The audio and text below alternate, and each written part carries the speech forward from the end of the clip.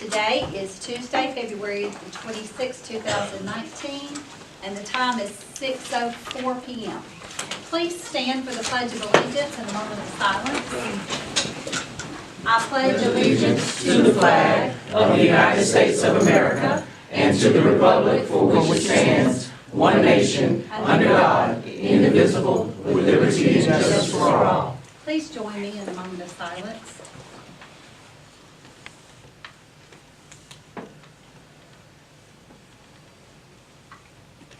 Thank you. You may be seated. Welcome to the pre-St. Patrick's Day celebration.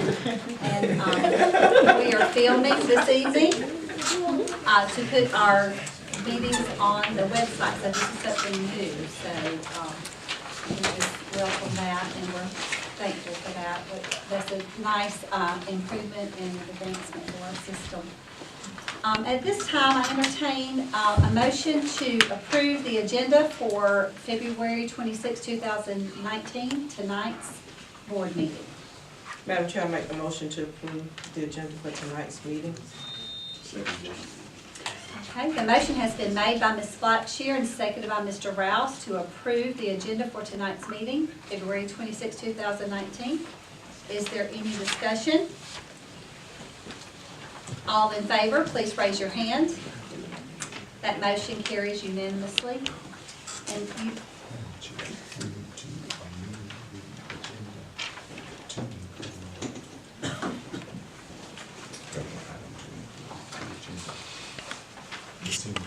and our agenda, if you look down on the business agenda, and we will need to add the Title I budget, and this will be an action item. It will be an action item. Is there a motion to accept that amendment to our agenda? Madam Chair, I make the motion to accept the amendments to our agenda, the Title I federal budget. Second motion. The motion has been made by Ms. Blackshear and seconded by Mr. Rouse to amend our agenda to add the Title I, is it the Title I? Title I Federal budget. And we will add that under, let's take it under, after G, is that okay? To take that after G. And I'll remember that, please. All right, that motion has been made to add and seconded to add the Title I federal budget. This is an action item, and it will be after item G. Any discussion? All in favor, please raise your hand. That motion carries unanimously. And if you look through and see your minutes, the minutes for February 12th, 2019, is for that meeting, is there a motion to approve those minutes?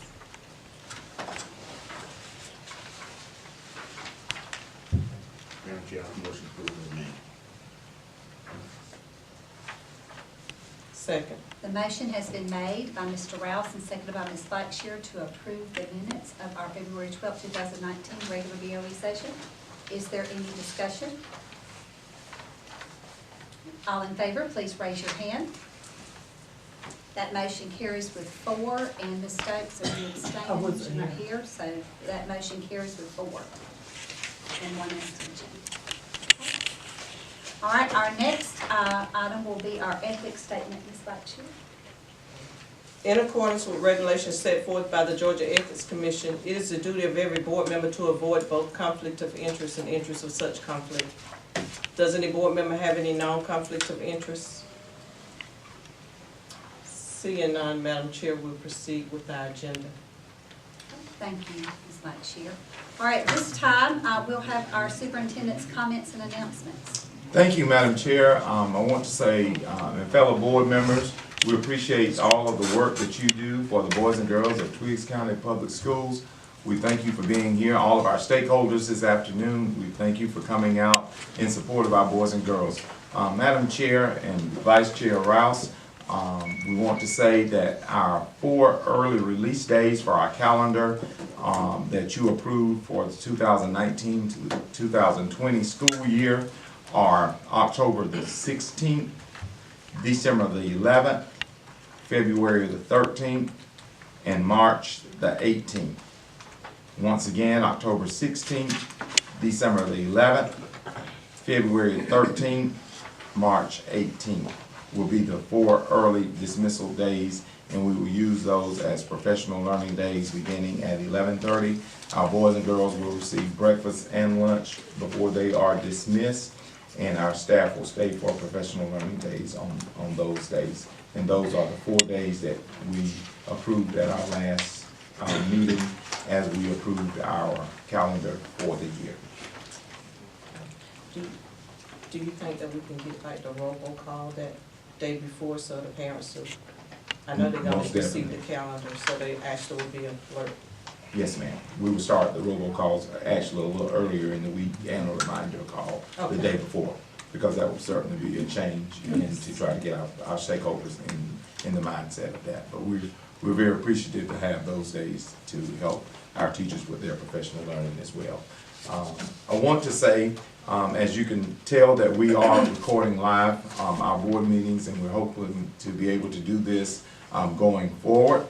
And we are welcoming Mr. Gary Watkins as our media and design staff person that this board invested in at our last board meeting. And because of him, we're able to do this now. So we would like to say welcome. He's behind the camera, so you can't see him. Those that are in attendance can see him.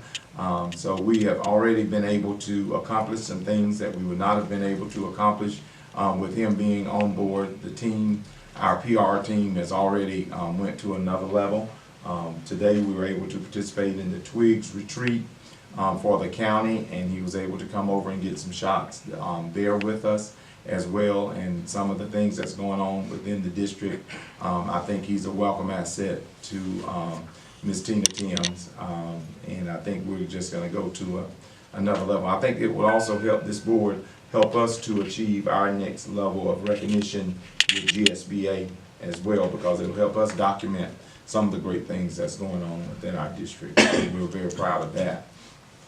We'd like to make you aware that we'll be attending the Middle Georgia RESA Superintendent Summit beginning on tomorrow evening at Lake Oconee. We'll be there through the 27th through the 29th. Dr. Barham, Mr. Bacon, Mr. King, and myself will be attending. And this is a part, it's not costing us anything but lodging. Our RESA director, Dr. Julie Allagood, is putting this conference on, and she partnered with some other RESA districts and got some vendors to help host this conference, and several districts will be there as we're planning for next year. So we're very fortunate that our RESA has taken on a new face and a new direction, and we're very pleased with the work of that we're receiving from RESA. So we're excited about that. We're excited about the recognition that we will show for in our board meeting on this evening, and the student achievement that's taking place.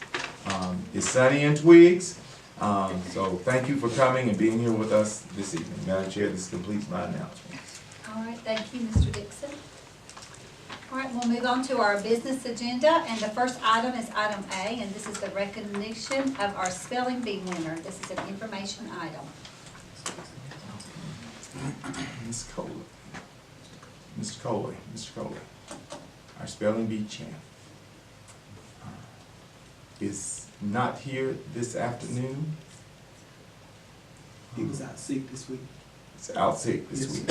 Okay, Madam Chair, we will forego recognizing our spelling bee champ till Okay. he's feeling better. That's so right. we can have him here to be recognized. Hopefully next time. Well, that's a wonderful honor. All right. Thank you. Thank you very much. Our next item is item B, and that's recognition of Bus Driver of the Year, information item. Mr. Baker. Madam Chair, board members, superintendent, and all our guests, it is with great pleasure that I announce the Bus Driver of the Year. And just to make a remark about all our bus drivers, it's a job in the district I would not take. Your back is turned to 50 to 75, and in some cases with our new buses, almost 100 kids driving down a dirt road as fast as you can to drop them off is not a job that I would take. But I admire those that do, and we need them. There's a bus driver shortage. in the state of Georgia, and we're very fortunate that we're not one of those districts facing that shortage. But this bus driver drives one of the longest, most difficult routes in our district. She's on the road most of the day. She takes pride in what she does. She serves our special needs children. Her and her aide, we very rarely have any trouble on that route. And she takes care of her bus, maintains that bus, and she makes sure it's never a drop of anything on the bus. And she's a kind person with a loving heart. And that's sometimes, you know, when you're dealing with kids with special needs, that's the kind of heart that you have to deal with them. And we're really, really proud of Miss Rose Basley. Ms. Rose. And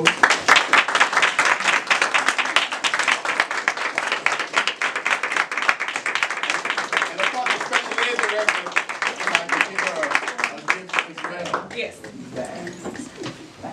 Because no one else can drive Miss Rose's route. Look, she got her driving gloves on right now. And her bus, and her school bus here is. Well, the plaque simply reads, Miss Basley, Bus Driver of the Year, Rose Basley, is a 2018-19 Twiggs County School District Bus Driver of the Year because of her unwavering dedication, professionalism, and record of safety. Now, I voted, and the director, Chief Waller voted, Ron, and of course, Jack voted, but more importantly, your peers voted you almost unanimously. Yeah. So congratulations.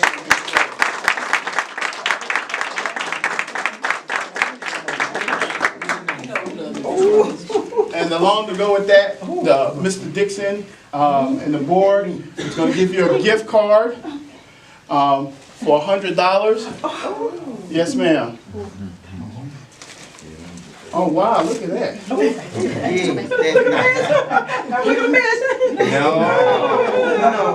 Real nice. Thank you. So once again, to Miss Rose Basley. Come around.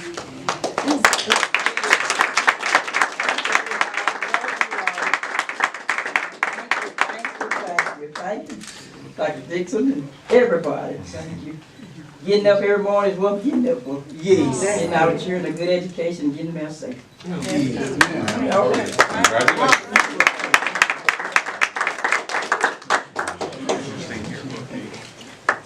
Thank you. Congratulations. Thank you, all, everybody. Love you. Our next item is custodian of the year. All right, you're all right. Washington.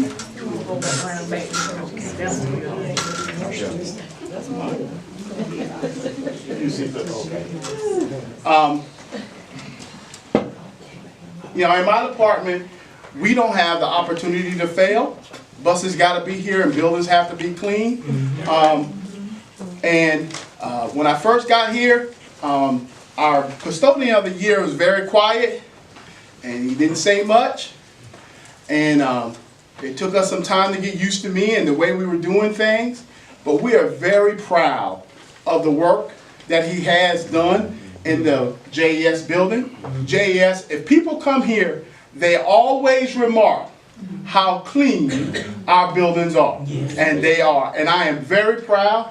He runs all of the machines. He works hard and he's dedicated to this school district for some time now. Sometimes it's great. How many years, Mike? 28. 28 years. Sometimes we like to bring the old hands that are here with us for a long time. So with that, I'd like to congratulate on behalf of all of us, Michael Todd Bell as our custodian of the year.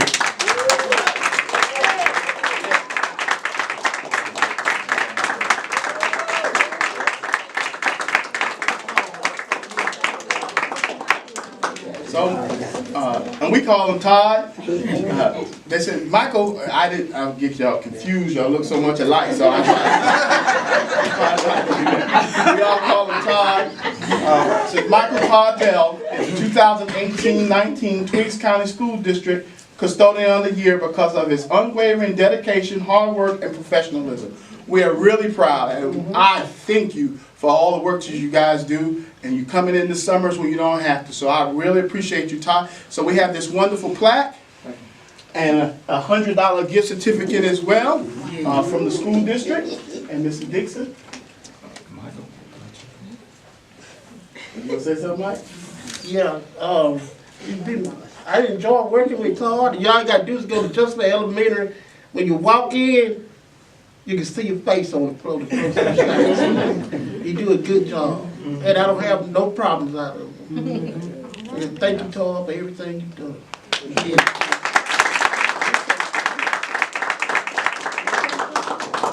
Todd, I want to say one thing. You worked so hard to pull Mr. Hatcher, try to keep up with you, and you have nearly killed Mr. Hatcher. Slow down just a little bit. Congratulations.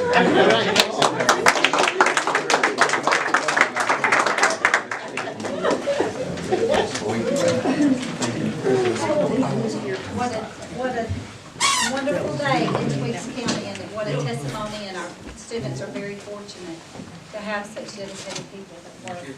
Speaking of, will be the Perfect Attendance Award, and I tell you what, as a retired school teacher, it is so very hard to get perfect attendance, because sometimes you just need a mental health day. It has nothing to do with your health. And I know one teacher here that needs a mental health day, because he has my grandson, and I know exactly how he is. She needs several mental health days, bless her. So, and it has nothing to do with me, Miss Hunt. I don't spoil it one bit. But we're going to have the Perfect Attendance Awards next this time. Madam Chair, Mr. Vice Chair, it is my pleasure to present the first semester Perfect Attendance Awards for this year. For the middle high school, we do a drawing each semester, and we put everybody's name in a hat and we draw. And this year we had fewer names for first semester. Hopefully we'll have more for second semester. But it's my pleasure for the middle high school to present Miss Amanda Daniels.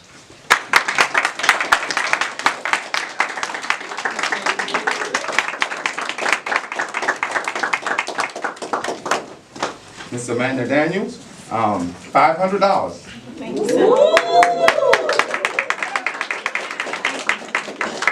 It is my pleasure.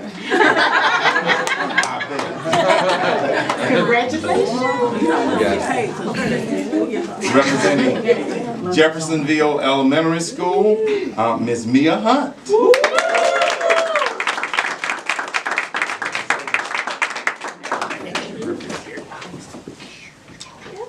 We put so much into perfect attendance because there's a direct correlation between teacher attendance and student achievement. Congratulations. Well deserved.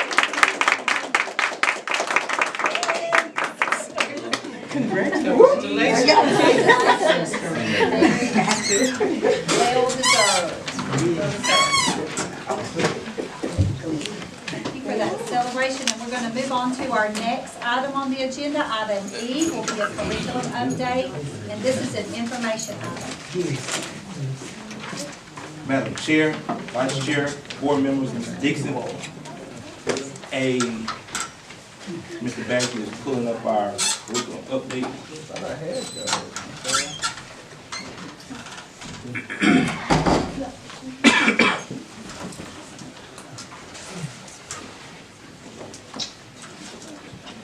With our curriculum update, to start off, if you recall back in August, we did a curriculum update, and I wanted to start off with those focus areas that we pointed out in August at the beginning of our school year. And those three focus areas that we were focusing toward this school year was going to be instructional planning and strategies, differentiated instruction, as well as an academically challenging environment. So with those focus from August, I want to piggyback off of that to show where we are now and what we've been doing. As far as our professional learning, it ties directly into our curriculum, because as we present the different curriculum item that we're using in the classroom, of course professional learning is going to be the big push behind that. With our professional learning, we've been doing ongoing professional learning throughout the school year, both job embedded as well as with our outside agencies such as RISA. Our one of the things that the principals have been doing, especially with their professional learning, is making sure that they're using the teachers' self-assessment based on their TEKS evaluation. Because we talked about at the beginning of the year that we want professional learning to be centered in what the teachers need versus just overall having professional learning. So the principals, along with those administrators at the school level, academic coaches, are working to make sure that we are providing professional learning tailored to what the teachers actually need. And then we have RISA, who are also coming in, not to provide just not just to provide professional learning for everybody, but we have some teachers who have required maybe one-on-one professional learning. They have needs that they need. For example, our induction teachers, our new teachers, they may have things that they need that maybe is not on the scope of professional learning. So we have Dr. Greer from RISA who's coming in to push those teachers farther along. But then we have, one of the things I like to highlight is Mr. Jerry Bunch. You know, with our SIG grant, we did one-to-one technology. Now that SIG is over, we still got that technology and we still want to continue to push it and use it. So what Mr. Bunch is doing is he's also coming in once a month and providing that need. It's not an overall generic professional learning, it's based on what you need. Some teachers may say, you know, right now, I'm okay with technology, I don't want to push anymore, I'm working on something else. Then he's coming into those teachers and giving those teachers, I may be a teacher who needs some technology. I've identified that need and he's pushing with those teachers as well. But we wanted to make sure our professional learning, as we tie back to our 3 focus, are still based on what the teachers need. So it's all tiered based on what they need. Another thing that we want to look at is the instruction. And we want to make sure our instruction is at a proficient level. We know we struggle, and as you recall, when we talked about the focus back in August, it was the instructional planning and the strategies, but also the academic challenging environment. So I can attest to all 3 schools are using our achievement level descriptors. If you recall, we did a presentation about that a couple board meetings ago. We talked directly about what does beginning learning looks like, what does distinguished learning looks like. And we want to make sure that we're providing that instruction at a proficient or distinguished level. Because if I don't know any better, I may be a great math teacher, but I may struggle with teaching at a proficient or distinguished level. So that's one of the things we have zoned in on with our achievement level descriptors, because it guides the instruction. We know what it's supposed to look like, and that's really helping us. Another thing is at our K-8, our STAR screener with our STAR reading, STAR math. Last year we just did K-5. This year we've added K-8. So with K-8, we are doing those STAR tests. We're making it's grouping for us.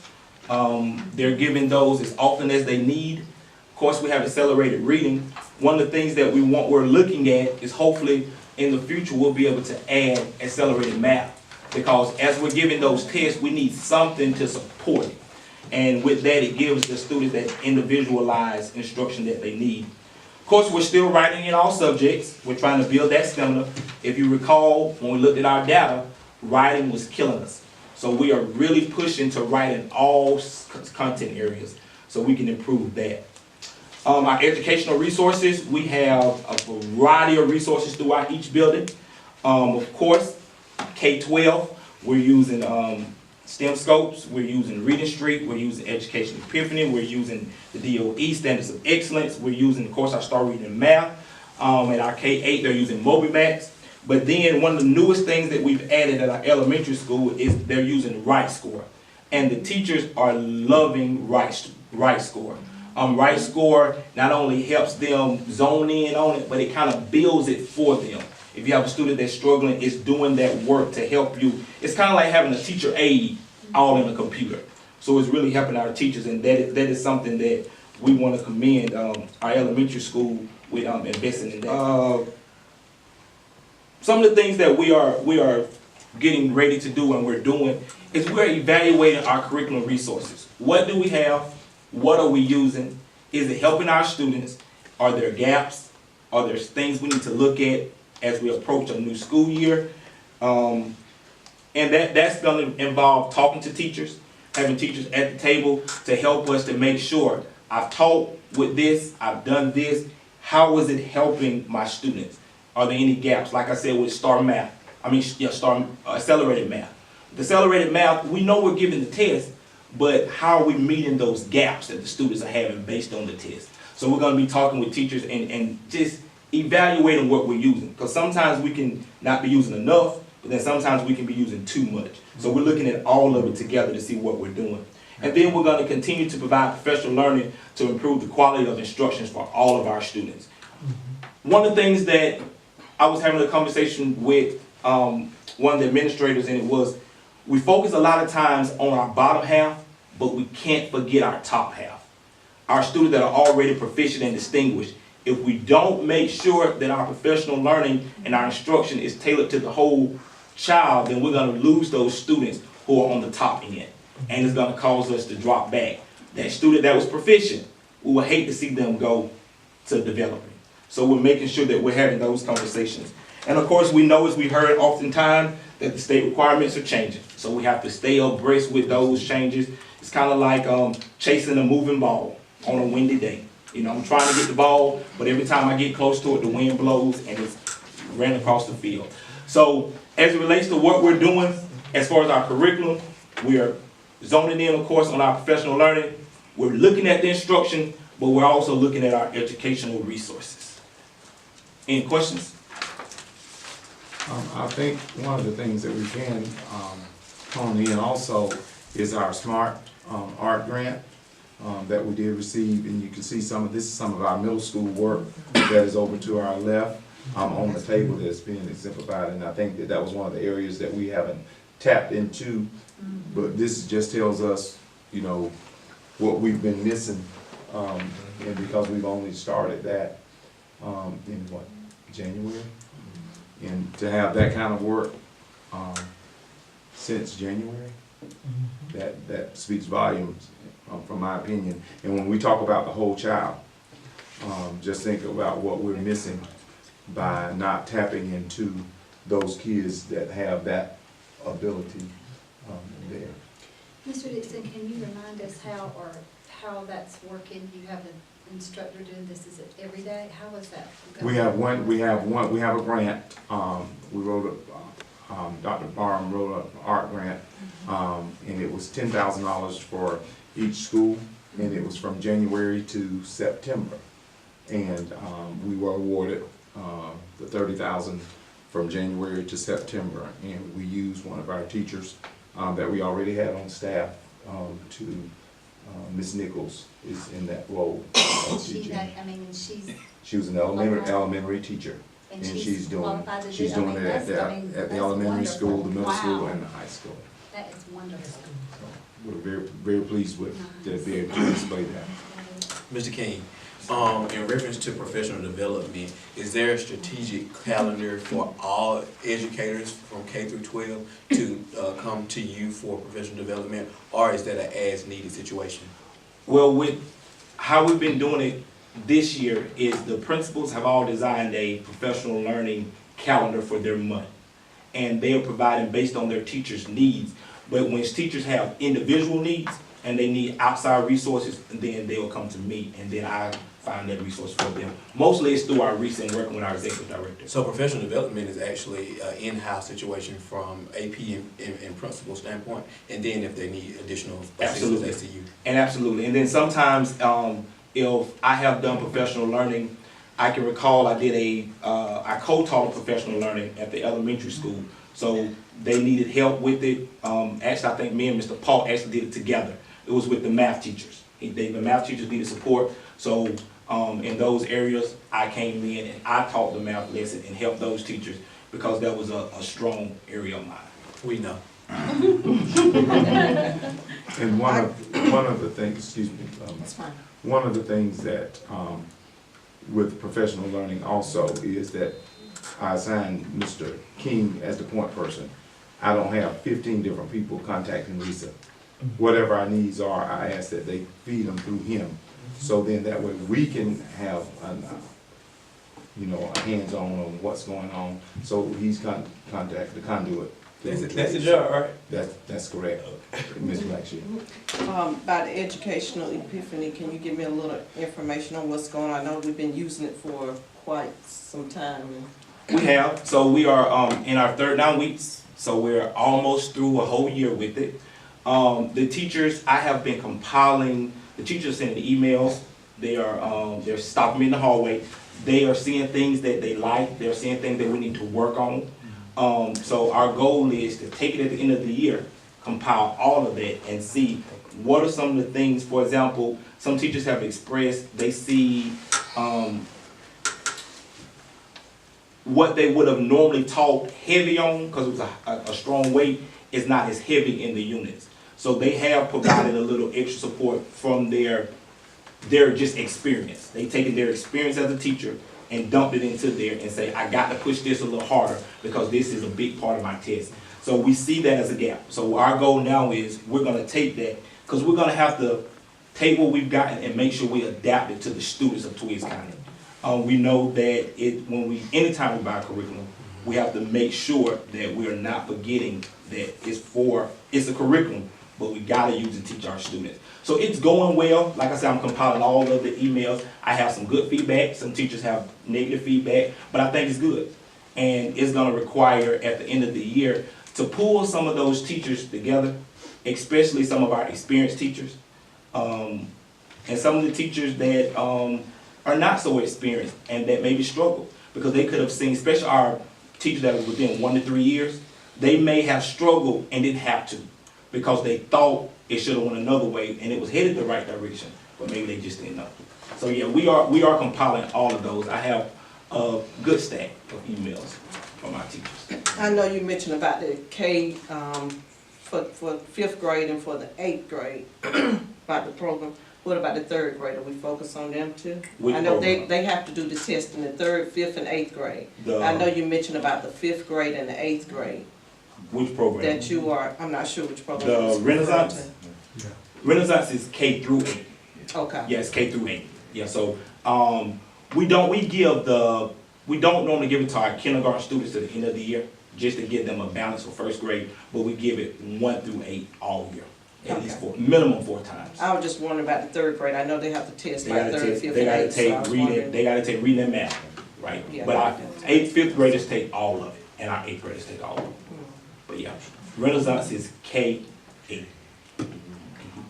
In reference to your induction teachers, your first year teachers, do you see across the board some of the same sentiments or the same areas of slight struggle? Not necessarily, because I can look at some teachers who are in maybe because induction is 1 to 3 years. I look at some teachers who are 3 years, but then I look at some teachers who are 1 year, and I can look at that 1 year teacher, and they're doing an outstanding job over some of our 3 years. And even when Dr. Greer comes in and does the walkthroughs and observations, I can pinpoint one of our teachers in the elementary school who's in 1st grade. She is doing an outstanding job. Outstanding job.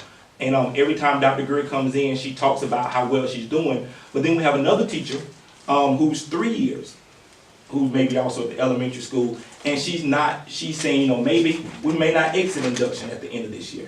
She may want to take some teachers through another year just to make sure. What are the teacher concerns? As far as 1 to 3 years, are they, not what are they kind of consistent? Their same struggles? What are they? Classroom management. They're not the same. Yeah. But we have some teachers that are in the induction program that are 3 years who are struggling with classroom management. We have some that are 1 year that's not, 2 years that's not. We have some that have a heavier content knowledge. Do they know they're struggling? My question is. Oh yes. Oh yeah, she meets with them. We have those meetings. They're required to have 5 a year.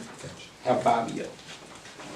I am so excited about our induction program, because I think that was a gap for us, and I think that was one of the problems with retention, because we did not have a strong induction program. But in our grow our own, one of our beginning teachers came to us as a secretary, transitioned into family engagement, into the classroom, and now has done everything that she needs to do to become and prepare herself to become a teacher. That's what happens when you have a desire and you want it. And to hear outside evaluators come in and look at her as a first-year teacher, and to get that kind of feedback. That says that if you want to do it, you can do it, and that is exciting. But then when I hear, sometimes it's harder to teach an old dog new tricks, and as education has changed, some of our people who have been around, it's harder to get them into the change mode with it. And there have been a lot of changes in education. Well, thank you. Do y'all have any questions on this? Thank you. All right, thank you, Mr. King, and you're still on deck for our PBIS All right. updates. Moving right along to our PBIS update.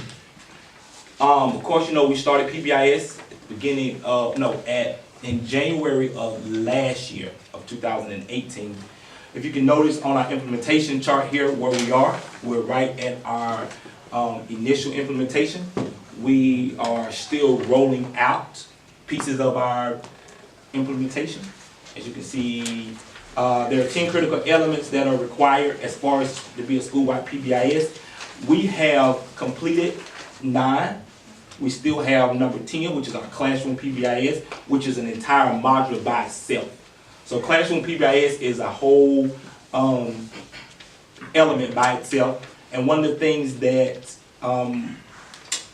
we talked about in our last PBIS district coordinators meeting is that we're going to do classroom PBIS and we're going to host it in Twiggs. So they was pleased with the way our schools are going. They asked, could they do the training here versus us always having to get up and go to Macon, us always having to get up and go to Houston County. So we're working to find a date in the spring of this year that if Bibb County wants to participate in the classroom training, then they come to Twiggs or Houston County.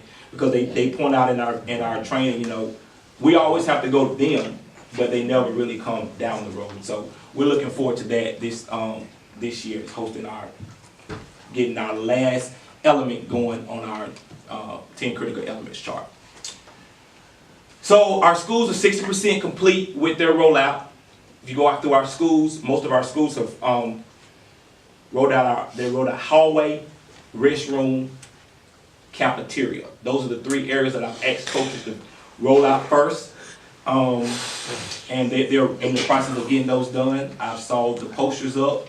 I saw them printing posters, so I know they're getting that done. All our schools are up to date on our Swiss data, and what the Swiss data tells us, it helps us to zone in on when it's happening, where it's happening, whose classroom is happening in, what part of the building is happening in, on what day of the week is it happening, what time of the day is it happening. So the teams are required each month to look at that data and to have a current action plan as to where they're going.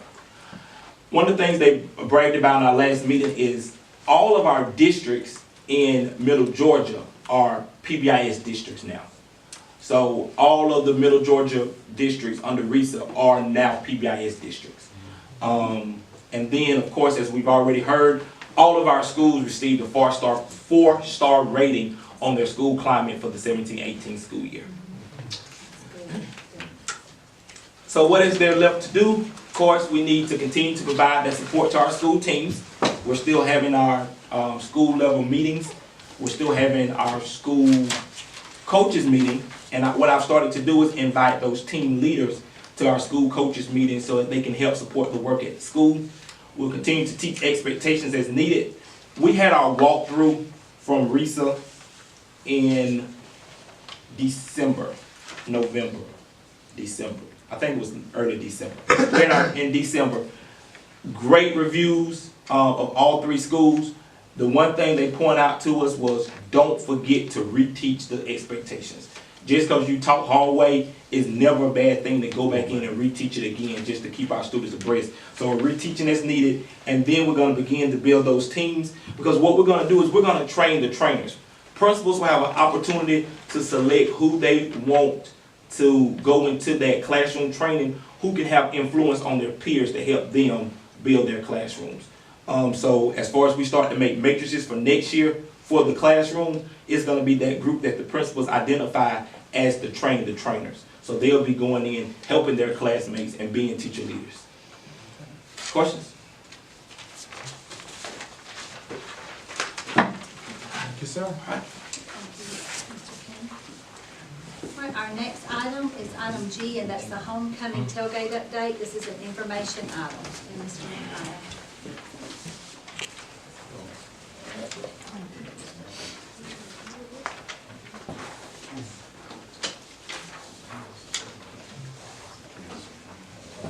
Good evening, Madam Chair, Vice Chairman, Board members, Superintendent Dixon, colleagues, and community stakeholders. I've been charged with the task to update you about homecoming tailgating. This is my 6th year here at Twiggs County High School, and each year homecoming tailgating has become even better. It's become a machine. But that being said, we want to make sure that it becomes even better, and we want this tradition to last. So what Mr. Dixon asked me to do, he asked me to call, or I had my secretary call the alumni reps and to set up a meeting. All right, and one of the things that we want to do, we want to have 3 meetings before the actual event. So we had our first meeting exactly a month ago, January 26th, to discuss the tailgating for next year, 2019-2020. And some of the things that came up were children's supervision. All right, you know, in the midst of everything that's going on, you know, making sure that our children are supervised. We know that this has become a family event. So that being said, a lot of people are going to bring their family members. So making sure that we keep in mind as far as where our children are. Again, this was an initial meeting. This was the first meeting. Some of the things that some of the alumni members talked about were possibly getting wristbands for the children. But of course, this is something that's on the table. We'll continuously talk about that. Again, we have 2 more meetings. Another thing that we definitely discussed was, you know, the alumni policing their own classes. One of the things that they talked about, and they were very vocal about, you know, they want this to continue. And in order for this to continue, they want to ensure that a lot of the things that may happen, they have more control as far as policing that environment. Seeing that this is their class, and they feel responsible about monitoring their classes. Of course, we do have the police that are there, but it's a lot better if they can talk to their own peers and alum as well in regards to that. And again, we'll have 2 more meetings. Those meetings have not been determined yet. Mr. Dix, myself, Mr. Bacon will talk, and then as soon as we come up with the next meeting, we'll definitely make sure we share that information with those alumni groups. One of the big things that we discussed, okay, was location. Okay, location was a big thing that we talked about. And I was very surprised, just given how it's been in the past. And Coach Harris, he found this out this year, is that the alumni groups, they hold a real stake to a certain spot. Yes, it. Okay, a certain spot. They got to have their spot in this corner by the light, you know, that's their thing. So when we first brought up the idea of changing the location, okay, some people are like, whoa, okay. But one of the things that we wanted to really address is allowing visitor access to the game away from the tailgating festivities, okay. A lot of times what happens as visitors come through, this is something for us, yes, but we also have to recognize we do have people coming from other schools as well. Coming to and also leaving, sometimes that has been an issue. And initially when this was brought up, there was a little pushback, okay? But one thing that we did, we went outside, okay? And what we talked about, you know, was wanting to confine the event and also making it easier to monitor. And what they noticed when we went to the track and field area is that, you know, this is even a better view than where they were. Okay, so after we went outside, they saw the open space that was available. They looked at the opportunities they had as far as it being more visible for them to see the game, and they were on board with that piece. And again, you know, we're still in the infancy as we discuss this next event, but I think that they were on board with that piece. And again, some of the things that came about as we talked about going to the track and field, more discussions about parking for the event. Okay, so if we are going to be at the field, what does that mean as far as parking? Transitioning from the parking lot to the field. Some suggestions were looking at some vendors as far as maybe getting some golf carts, things like that. So again, this was just the first meeting. All right, so we're definitely open to more suggestions. And when we do come up with a meeting date, I'm sure that we'll have more participation at the next meeting. Another thing, as we discussed transitioning from the faculty parking lot to the track and field, there are some extra expenses that incur. And another thing that we have to take into account, that this is a celebration, this is homecoming, and what tends to happen, and you know, we can't fault the community, you know, this is an opportunity for them to congregate, see some of their fellow classmates that they haven't seen for many years, but you know, it's almost like we forget about the game. You know, forget about the game aspect as well. So we did talk about there being an extra cost. This cost for things that will incur if we are moving to the field, looking at the lighting, okay, looking at portable restrooms as well, and other things that will come about. Also, another discussion, and one of the good things as we've been doing this for the past 6 years, getting a lot of these alumnus groups involved, is that there has been an uptick as far as scholarship donations to the school. Some at the meeting even talked about providing an extra donation towards scholarships. And one of the things that Mr. Dixon asked for some of those vocal alumni members was to get with other alumnus groups and talk about setting up more scholarships for the students of Twiggs County Public Schools. The main thing that was talked about when we left was, okay, when is this going to happen? All right, when are we going to have homecoming? When are we going to be able to start selecting our spots? Okay, so what needs to happen at first is that Coach Perry and Coach Phil will get together when the schedule is finalized, and Coach Perry will determine what date will be the homecoming date. Coach Phil will let me know when that date comes. Hopefully that will be before, at least it definitely will be before our last and final meeting. Okay, I'm not sure the timeline as far as the scheduling of the next season, but as soon as we find that out, that's when we'll be able to publicize the homecoming date. One thing that we're looking at is going ahead and marking off the spots. The thing is, though, you know, we can't control Mother Nature. So, you know, pretty much as the weather becomes, you know, more conducive for us going outside, we'll definitely go ahead and start that.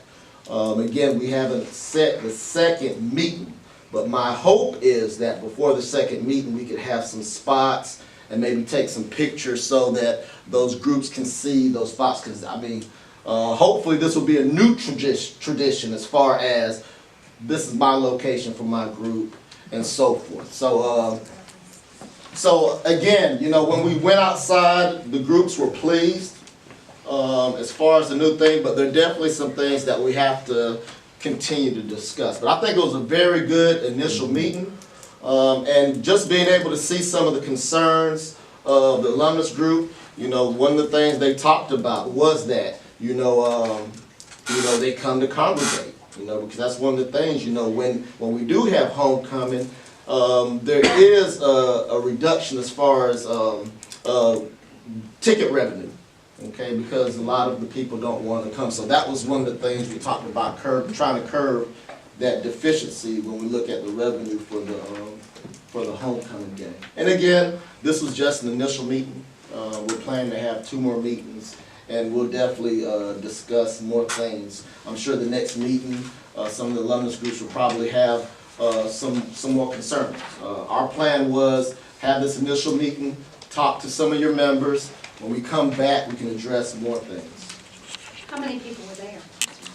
Maybe 15 or so. We have a sign-in sheet. That's just Yes. about. All right. Any questions? Well, we appreciate y'all looking at this for us. This is a good, big celebration for us, something new. We hadn't always had this, so we appreciate y'all taking the time out of y'all busy schedule to help, to plan this actually. We just fall in line and have a good time. So we appreciate you as a principal, as at a high school, making sure that we have a good time at this event, so thank you. Oh, thank you so much. I thought we had very good representation. We had people who drove from out of town to be at the meeting. I thought people were vocal and expressed positive and negative of things that they thought, and I thought they expressed themselves for long-term traditions to be continued. And it was very healthy for us to involve the alumnus in the decision making. I think our biggest issue is going to be the spots. And who gets what spots. So somebody won't be popular that week. Bid them out. Won't be on fire. Bid them out, highest bidder. Yes. Okay. Thank you, Mr. All right, thank you. Thank you, Mr. McKay. All right, our next item will be Mr. Baker. This is, no, excuse me, this is our Title I federal budget item. So, Dr. Barr. Sorry. That's okay. Mr. Baker, Mr. Next. Good evening, Madam Chair, Mr. Vice Chair, distinguished board members and stakeholders.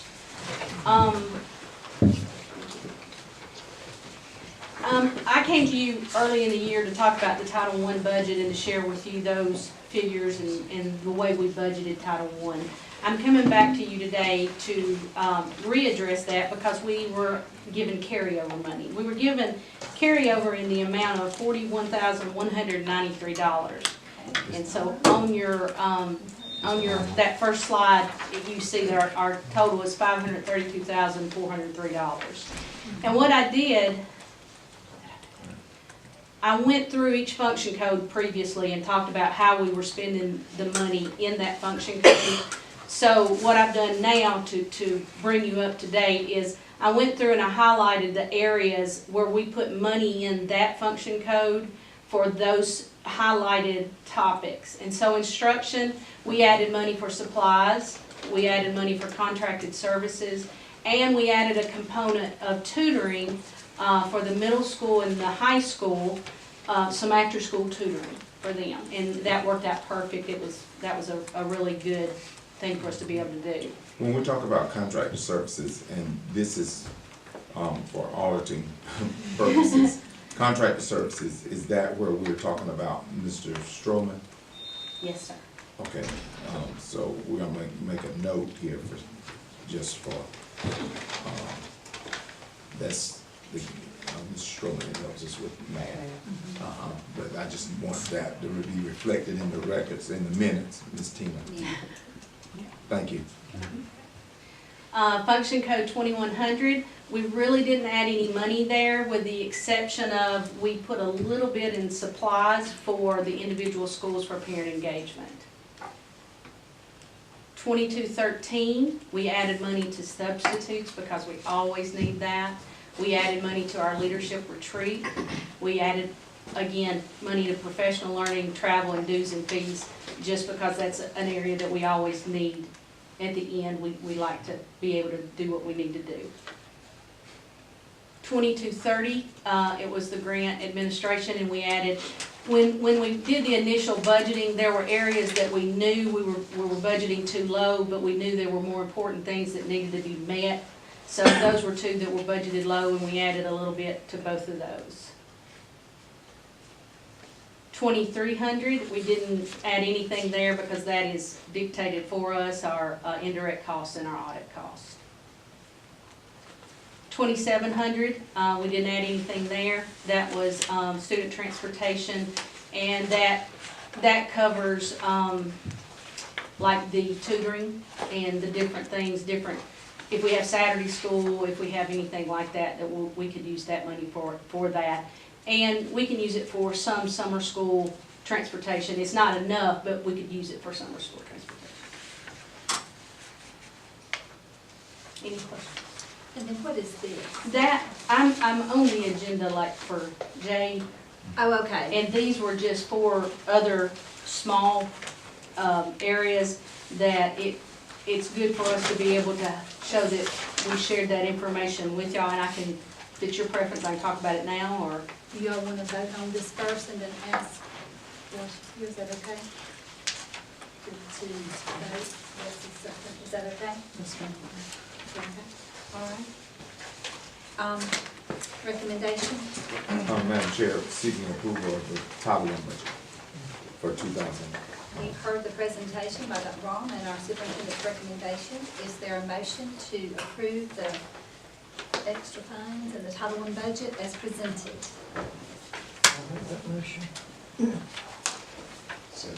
The motion has been made by Ms. Stokes and seconded by Mr. Rouse to approve the Title I budget as presented.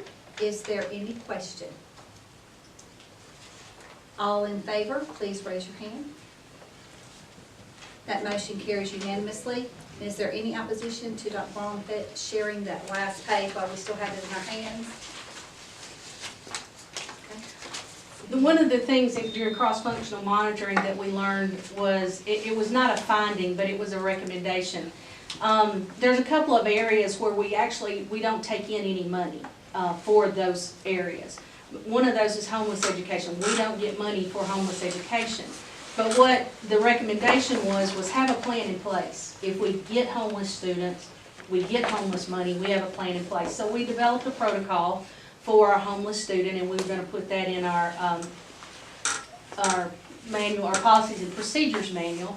And the other thing we did was we established a contact person at DFACS so that there's an open line of communication where when they meet with Family Connections once a month and DFACS knows of a situation, they can communicate it to the school, and then we can start talking about what we need to do. So I just needed to put this in front of you so that you are aware of that. The other Title III, we don't receive, again, any money for Title III. We're part of a consortium which is made up of several school systems, but this is the last year of the consortium. Some of the things that we have done because of your generosity is that we've been able to put an ESOL trained teacher in each school.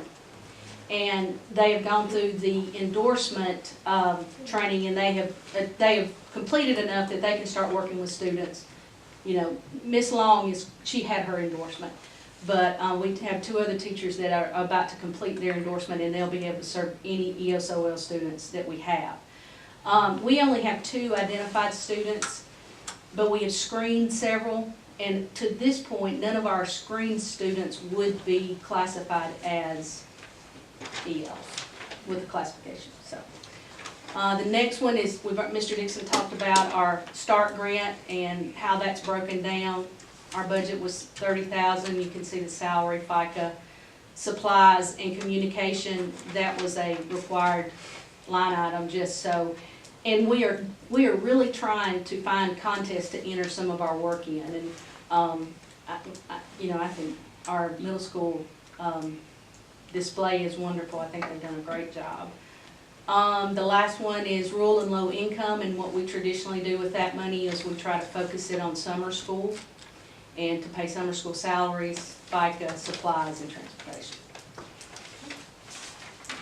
Any questions about the federal budget information? All right, thank you, Dr. Braun. Any questions, Madam Chair? I'll seek approval. Oh, we already approved there's no approval for this. Is there? On J. It's information only. That was just information. My J says action. J is federal budget. I think she just had to put this out there. It's not.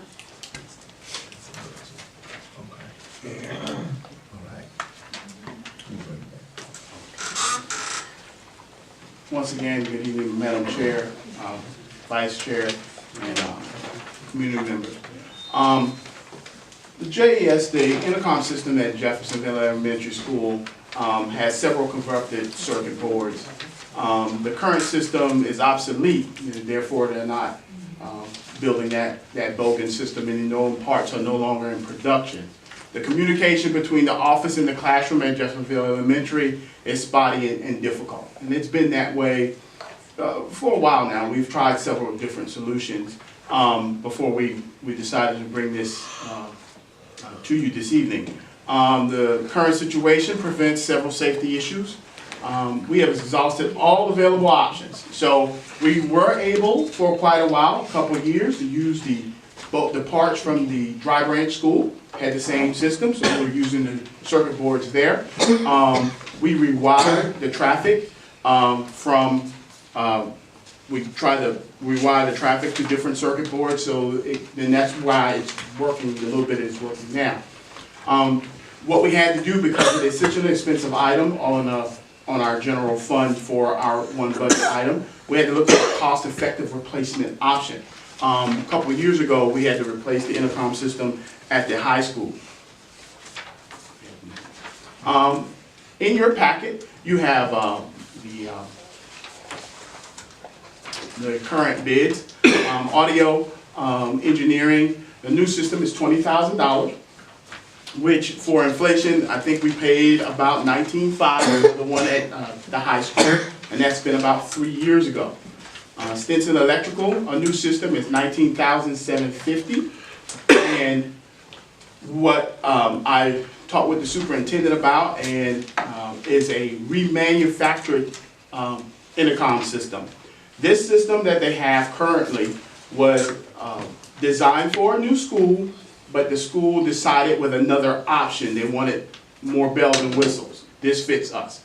It's still in new condition. It has the original factory warranty, and the cost for the system and installation is approximately $7,000 less than a new system. So it's my recommendation, Mr. Superintendent, Dr. Dixon, that we purchase a remanufactured system at a cost of $13,750. Just so you know, here's a picture of the Bogan system that's currently at JES, and that's one of the several corrupted circuit boards that we have to replace.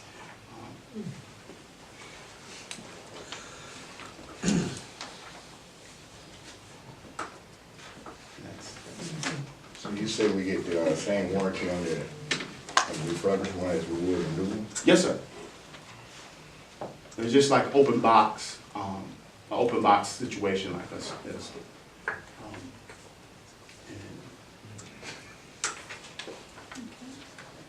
there any other questions? Mr. Dixon, what's your recommendation? Okay, so, These are only bids that we had. How long was it out there? Probably about 4 months. I called several people come in. The other big players in the area are Tyco. Audio engineering works with Bib. Tyco never showed up. Then we also did B&T and Macon. We asked them, we actually called them. They never showed up. They promised me that they would. And just trying to work to find us the best situation. I wanted to get it directly from Bogan, but you have to go through a distributor, and that's kind of our issue, and try to sub it out the best way that we could. How long is the warranty? The warranty is a 2-year warranty on parts and labor, and on the installation, it's a 5-year warranty on the box itself. So if something happens to the box itself, we get a 5-year warranty. One thing that I've learned working in Twiggs is that we have lots of lightning strikes. So we now, with a lot of our things that we do, we put in surge protection, and we're talking with Georgia Power to get a surge protection on our lines coming in. So they're working with us to try to do that so we can prevent that, because a lot of our power is 3 phases. And once we have a lightning strike, one of the phases go down, it burns out a lot of our motors and engines. So we're trying to do that at the source. So that's something that we're all currently working on. The lightning strike, we got insurance to cover that, if that happens. Yes, ma'am, we do. But just like any insurance, we don't wanna always have to, you know, your insurance person, do a claim, but, Yeah, when it's something that big, necessary. you know, you gotta Yeah. use it. But this is really due to obsolescence and being old and trying to make something work, past this lifespan. And we,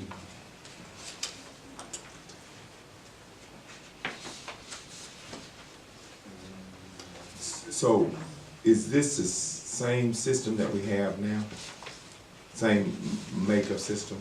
It'd be the same company, different, more upgraded system. More channels. For the elementary school, when we built the gym, for instance, we never had a full two-way communications out in the gym. This will alleviate that problem as well. So when I go into the office, will I still have click, click, click, click, click? Or is it digital, or is it over the telephone, or is it? But in the office, you'll be like at the high school, she picks up a phone. So it's a whole new upgraded system. It'll be, you know, you have a phone system. The principal right now doesn't have communication in his office. That will be upgraded as well. Is the system that's in the school now the original system? Like, has it, from your knowledge? That system is probably 22 years old, Yeah. so it's not the original. Yeah, okay. So it was an upgraded. It's been a long time. Yeah, it's been there a while, but it's not the original. And it's been rewired since you've been here? It's been repaired about 7 times Wow. since I've been here. But we've been able to make it work due to the older unit that we had at Dry Branch, so we've been using that.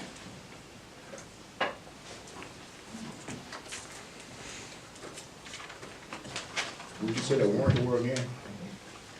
Parts and labor and installation, 2 years, 5 years. Saying one on here. That's before we negotiated with. Five on the box.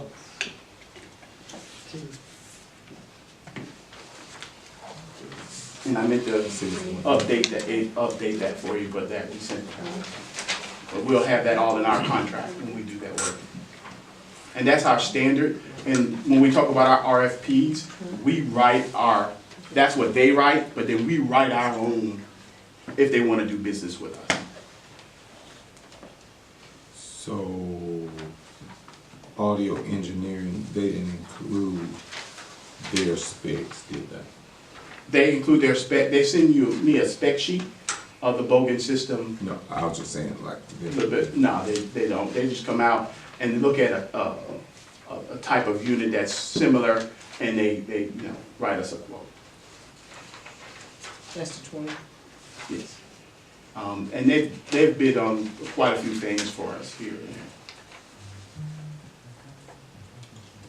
Just normally, I think you've done some legitimate work here, but normally when we're going to have at least 3 bids, but we've got, with 2 coming from one company, it would be good if we had just a 3rd bid. Yes, sir. For our next board meeting. Okay. So Madam Chair, I'm gonna recommend that we table until our next meeting and just have one more bid. That's fine, sir. But I'd like to say that the remanufactured unit is not guaranteed to us. So it may be off the table by the That may be next off time. the table, yes, ma'am. And one thing I just have a question with, because the paper here says that insulation is warranted for 1 year. Yes, but like I said, when we do our RFP and we do our specs, we write our, and usually they agree to that. That's their standard, but our standard is always 2 years on, like AC, Okay. we do 5 years on parts and labor and 2 years on labor. So we write our own specs. Oh, okay. So tell me what you're saying right there now. What's that? So when you say we write our own specs, but when a company tells me they're gonna guarantee warranty it for 1 year, and you're saying we write it for. Right, so what we usually do, when we do an RFP or we come back, that's what they did, that's a quote, that's their standard quote. So when we come back and do okay, we're gonna do business with you here's what we need to do business with you. And then we write it up in this form, and we get a signed situation, like we always do, and we present to you a contract with a signed situation. Okay. So say if I'm, Blue Engineering, and I've agreed to this price, but I don't want to give you 2 years warranty for this particular system, what happens? Well, sometimes I come back to you and I say, sir, well, to get our specs, I'll talk to you about the price, or I'll say, well, that didn't work out, sir, you know, we'll look at somebody else. Because I have to protect, I feel like I have to protect long-term. You put something in a year, Right. a year, well, if you put it in the summer, that's 3 or 4 months that I don't get to use it. Right. And then when I start using it, I'm 4 or 5 months in. So I have to look at least 2 cycles of use In order to work out the in order kinks. for it to work out the kinks for us. If we could just make sure that we've got that taken care of by the next board meeting, that'd be great. Okay. That'd be super. No problem. Yeah, that's great. Thank you. Thank you. Thank you. So is there a motion to table this for the next time pending more information? I move that motion. The motion has been made by Ms. Blackshear and seconded by Mr. Rouse to table this item until our next meeting pending the information. All in favor, please raise your hand. That motion carries unanimously. Thank you, Mr. Baker. And then our next item is the mechanical engineering RFP action item. If you look in your packets, you will have 2 items that go with this. The first item will be our request for a proposal. And it looks like this in your packet. This is our request as we are starting our replacement process for our HVAC system at Jeffersonville Elementary School. And we will be using capital outlay funds for a majority of this purchase. And like I said, what we do now, we write our specs of what it is that we want from a vendor. So if you look at the RFP on page 2 and 3 talks about the scope of work that we will expect from a mechanical engineering firm. Now, we must approve of the mechanical engineering firm in this process and the board minutes, as these things have to be in order so that we can get a reimbursement from the state. So what we're asking is that we elected, after talking with Mr. Dixon, not to have a contract management firm, because that's another layer of cost. Our project that we're expecting this project to be about $750,000 to $800,000. And a CMS firm would add 20 to 25% on top of that cost. So that's easy, another $160,000, making it a $1 million project. And right now, that project would be out of reach in a time frame in which we can balance what we have currently in the building and what we have with what we're expecting to get from capital outlay. So as you see, I won't read this to you, but it clearly outlines what the district's expectation is in designing, preparing the works, the schematics. We're asking that, of course, that by DOE rules, that the engineering firm is a licensed professional firm by the State Department of Education and licensed by the Secretary of State of Georgia. There to help us with the bidding and bid letting, and also provide project management supervision during the project to ensure that the project has been implemented properly. They're to guarantee their work, and their work is at a high standard. So if you see, all those things and requirements are in the RFP. If you look on page 5, I have a sample, and of course, at the board's pleasure, this is a timeline that we will have for approving our mechanical engineering firm. Tonight is the board approval of the RFP, that you say, hey, this document is good enough, and we can advertise that document starting on tomorrow. We'll approximately have that document out for about 2 weeks. And then we'll have submission deadlines on the March 13th, proposal evaluation, and then at the superintendent's direction, I will then put on the board agenda the mechanical engineering firms and how they go. And as you go to, and I'll make this quick, if you go to page 7, here are how the things that we outlined that we want in our proposal. And we grade these proposals on a 100-point scale. Their previous experience with projects like ours, communication with their is worth 10 points. Assessment of their work quality and performance is 30. Warranty is 10 points. Pricing is 10 points. You might say, pricing, why is pricing 10 points?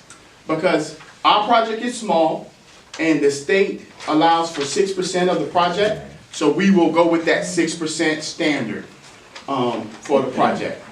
We don't really have room negotiation. So as a standard, the state's gonna pay that for us. For this, so all of our design work will be paid for by the DOE facilities through the capital outlay grant. If you turn your attention to factors influencing the timeline.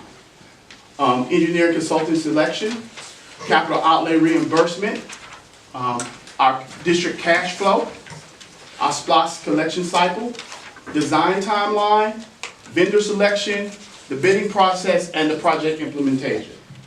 If you go to the next slide, Mr. Dixon and I went over this several times because the district has several goals. When we look at, if you look at your actual timeline in your PowerPoint proposal. The flags at top are the milestones that I've set for the project. So you see,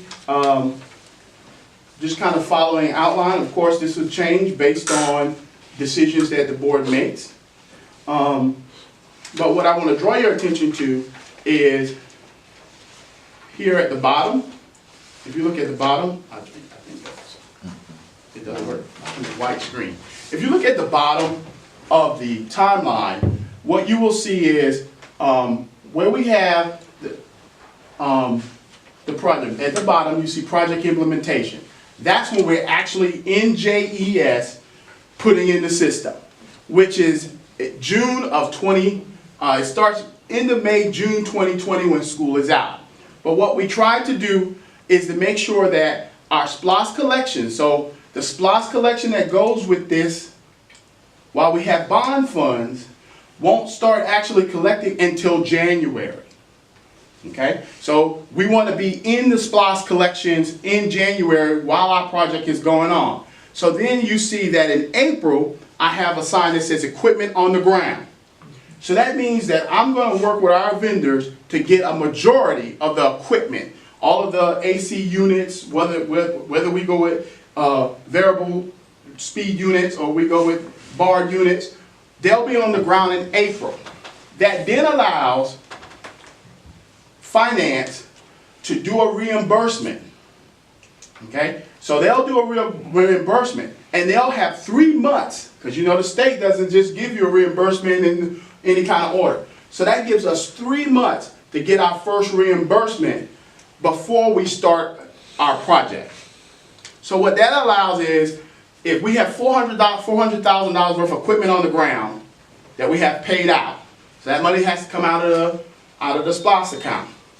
Before we actually started having labor to pay, that money will always be, should be back to us in amount of time. So we're not having cash shortages. We shouldn't have that anyway because we have SPLOST money, but it won't put a strain on the district because we decided to kind of plan this out where SPLOST collections, equipment, reimbursement, and the project implementation are all kind of working together so that we can make the best project without any strain on the district. And as you can see from that, that's the real takeaway from this evening, along with the milestones as you see at top when we plan to start and finish the project and our design viewpoint midpoints as you go on. But it all starts tonight with the approval of the RFP to start advertising for a mechanical engineering consultant. And our consultant, facilities consultant, Dr. Mickey Schuber, from the Facilities Division from the Department of Ed has worked with us in the design of our RFP. Are there any questions? You said to be advertised for 2 weeks. Yes, ma'am. And there's a new, by state law, there's a new vendor advertisement system that we have to put out on the web. So we have just, the state has talked about that, mandated that. We finally gotten the information to do that. So it's now going to go out, along with all of our proposals now, out on a massive website for more transparency, more, the opportunity for more people to bid on our projects than before with this new vendor selection vendor website. So this will go there. Mr. Austin has worked on that for us and gotten that set up. So when he gets back next week, he and I will put this in our newspaper and our regular organs on our website and things like that, and then we'll upload it to that vendor selection website. Any questions from this side? Any further questions? No.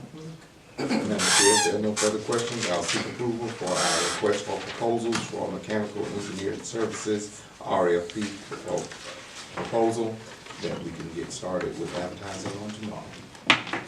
And you've heard our superintendent's recommendation.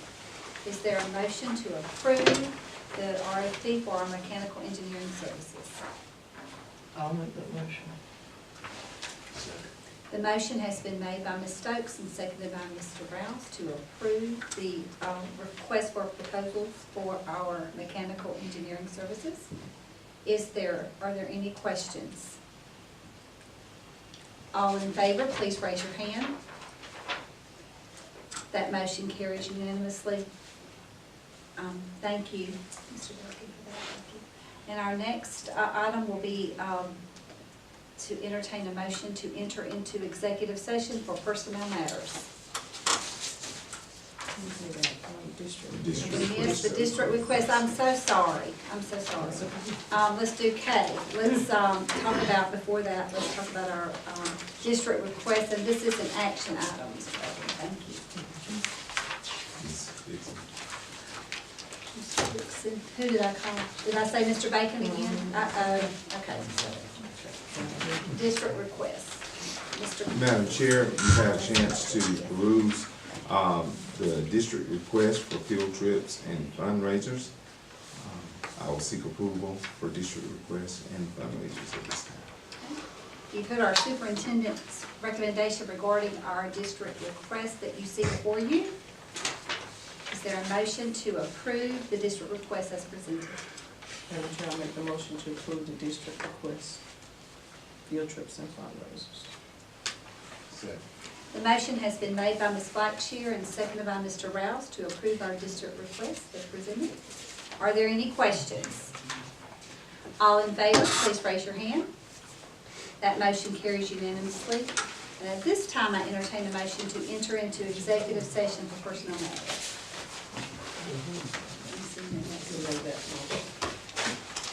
The motion has been made by Ms. Blackshear to enter into executive session. Is there a second? Seconded by Mr. Rouse. All in favor, please raise your hand. That motion carries unanimously. Regular session from executive session. I'll make that motion. The motion has been made by Ms. Stokes and seconded by Ms. Blackshear to return from executive session into regular session. All in favor, please raise your hand. Okay, and in our executive session, we discussed the personnel recommendations from our superintendent. The first one would be Mr. Parker, a rescindment from a SPED paramanager, effective date today. And then our 2019-2020 contracted personnel renewals as presented in our executive session. Is there a motion to approve these personnel recommendations? Madam Chair, I motion that we approve our personnel recommendations presented by Superintendent Dixon on tonight. And Ma- rescind. And as well as the rescindment, all the personnel recommendations, yes. The motion has been made by, I'm sorry, Mr. Harris. Oh my gosh, I want to say Mr. Jaquez, I'm sorry. The motion has been made by Mr. Harris and seconded by Mr. Rouse to approve the personnel recommendations as presented by our superintendent, and that includes the rescindment of Mr. Parker and our contracted personnel for 2019-2020. All in favor, please raise your hand. That motion carries unanimously, and I entertain a motion to adjourn. I'll make that motion. The motion has been made by Ms. Stokes and seconded by Mr. Rouse to adjourn. All in favor, please raise your hand.